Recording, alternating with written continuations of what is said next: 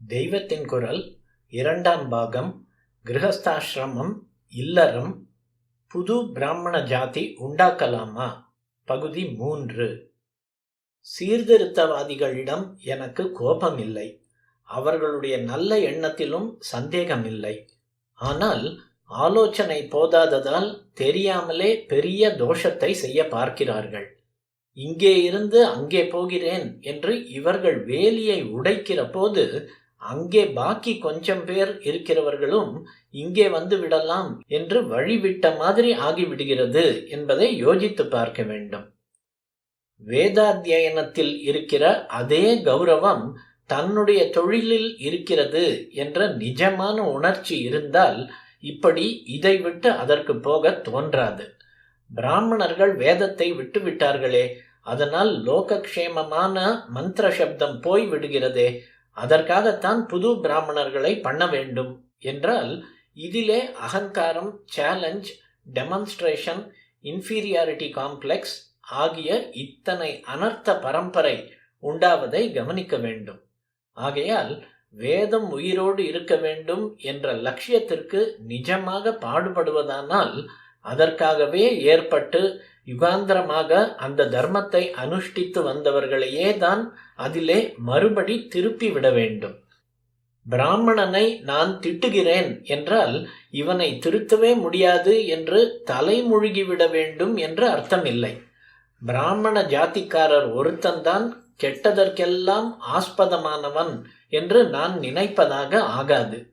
துருக்க ராஜ்யமும் பிரிட்டிஷ் ராஜ்யமும் வந்தபோது பிராமணர்கள் தர்மத்தை விட்டார்களே, இப்போதும் இந்த புது நாகரிக போக்குகளில் அதிகம் போகிறார்களே என்று நான் திட்டுவதால் இவர்களிடம் மட்டுமே ஸ்பெஷலாக தப்பு இருக்கிறது என்று ஆகாது. இவர்களுடைய ஸ்தானத்தில் யார் இருந்தாலும் இப்படிப்பட்ட சந்தர்ப்ப நெரிசல்களில் இதே மாதிரிதான் பண்ணியிருக்க கூடும். இப்போது இவர்களை குற்றவாளிகளாக்கிவிட்டு இவர்களுடைய இடத்தில் தாங்கள் வந்தால் நல்லபடியாக செய்ய முடியும் என்று நினைக்கிறவர்களும் இந்த சர்க்கம்ஸ்டான்ஸ்களில், சூழ்நிலையில் இதே தப்புகளை பண்ணியிருக்க கூடும்.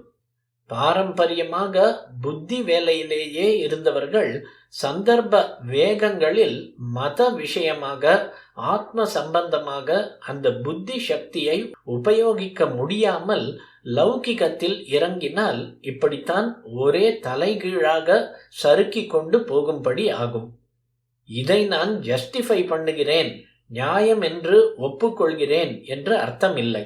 ஆனாலும் இந்த காலத்தில் சீர்திருத்த எழுத்தாளர்கள் விபச்சாரத்துக்கு கூட சைக்காலஜியை காட்டி சமாதானம் சொல்வதால் அந்த சமாதானம் பிராமணர்கள் கெட்டு போனதற்கும் கொஞ்சம் உண்டு என்பதை எடுத்து காட்டினேன்.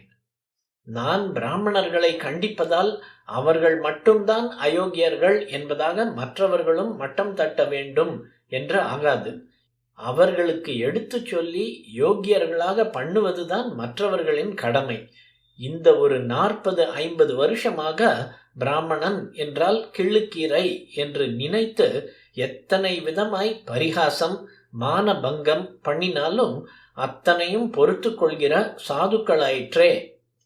இதற்கு முந்தியும் 4-5 தலைமுறைகளுக்கு முன் வரையில் இத்தனை ஆத்மிக குலத்தனத்துக்கும் கலைகளுக்கும் கார்டியன்களாக காப்பாற்றி கொடுத்தவர்களாயிற்றே என்பதை நினைத்து மற்றவர்கள் இப்போது அவர்களை அவர்களுக்கான வாழ்க்கை நெறியில் பிரியத்தோடு ஊக்க வேண்டும்.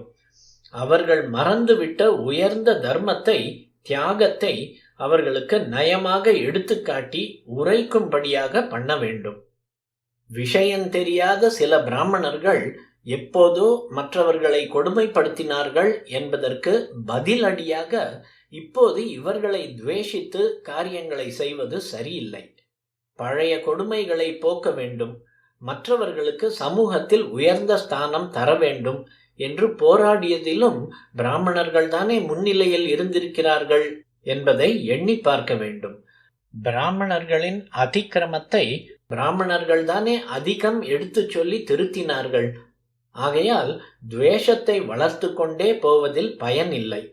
அது தமிழ் பண்பாடு என்று விசேஷித்து சொல்வதற்கு ஏற்றதும் இல்லை. துரதிருஷ்டவசமாக பிராமணர்கள் நல்ல சீர்திருத்தம் என்று நினைத்து தப்பான சமத்துவங்களை ஏற்படுத்த போனதில் கீழே இருப்பதை மேலே உயர்த்துவதற்கு பதில் மேலே இருக்கிறதை கீழே இறக்கியதாகத்தான் ஏற்பட்டிருக்கிறது. 2 தினசில் சமமாய் இருக்கலாம். ஒன்று எல்லாம் உயர்ந்திருக்கலாம், அல்லது எல்லாம் தாழ்ந்திருக்கலாம். பாரத்தை உயரே தூக்கி போவது கஷ்டம், கீழே உருட்டி விடுவது சுலபம். அந்த மாதிரிதான் நம்முடைய சீர்திருத்த சமத்துவம் எது சுலபமோ அதை பண்ணிவிட்டது. ஈக்குவாலிட்டி ஈக்குவாலிட்டி சமத்துவம் என்று பண்ணினதில் குவாலிட்டி தரம் போய்விட்டது. வாஸ்தவத்தில் ஒரே மாதிரியான காரியத்தை எல்லாரும் பண்ணுகிற சமத்துவம் அவசியமானதே இல்லை. பலவிதமாக பிரிந்து காரியங்களை செய்வதால் சமத்துவம் இல்லை என்றும் அர்த்தம் இல்லை. இதை பற்றி நிறைய சொல்லி இருக்கிறேன். எனவே இப்போது ஒரே மாதிரி எல்லாரும் செய்கிற யூனிஃபார்மிட்டியை விட்டுவிட்டு பிரிந்து செய்தும் ஐக்கியமாய் இருக்கிற யூனிட்டிக்காக பிரயத்தனம் பண்ண வேண்டும்.